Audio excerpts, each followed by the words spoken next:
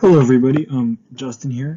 I wanted to do something a little different with this video and go over a physics problem that I came across that seems a little tricky, but it's actually quite easy if you do it this way. So I didn't write out the full problem, but the general idea is that you have an inclined plane, that's the blue right triangle shown here, at an angle of theta. On the plane, there is a cannon. That's what I am depicting as the red ball over here. And the cannon shoots a cannonball at an angle psi.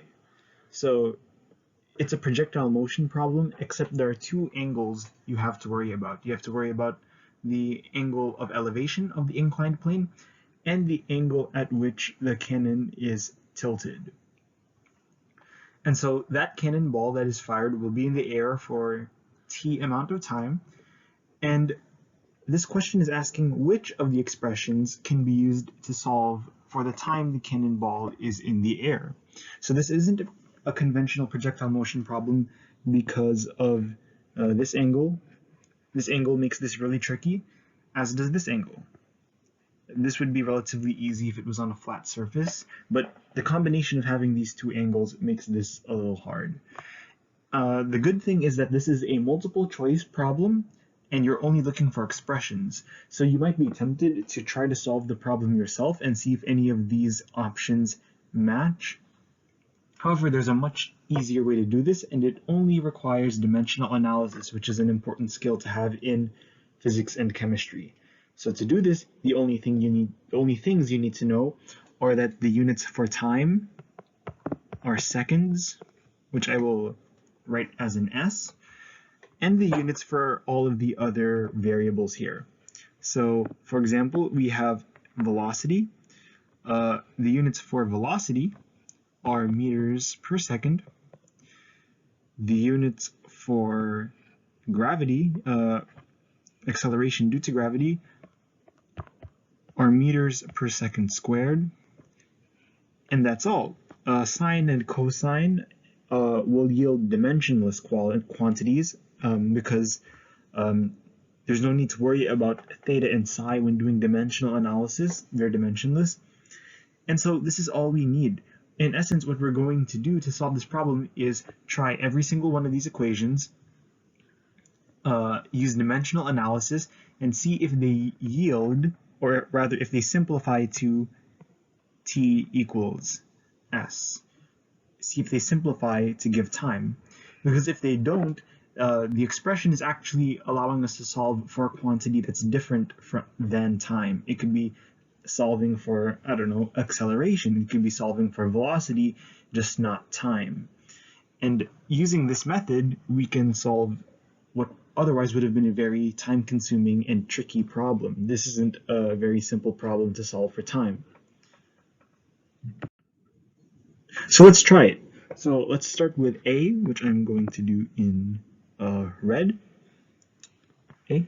Well, V naught squared, that would be meters per second squared. So we're going to whole square everything, divided by G, which is meters per second squared. This is the same as saying meters squared over seconds squared times the reciprocal, so seconds squared over meters. Cancel these out, and we find that option A is solving for a distance quantity. It's solving for meters, not time, so this is out. I'm going to do choice B in orange. Again, we have G, which is acceleration due to gravity, meters per second squared, divided by V naught squared, so meters squared over seconds squared. Again, we don't have to worry about angles here. They're dimensionless. We can rewrite this so that it's meters per second squared times the reciprocal.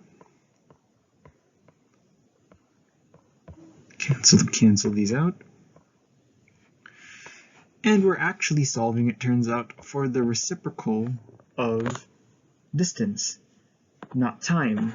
This is out. I'm going to do option C in green.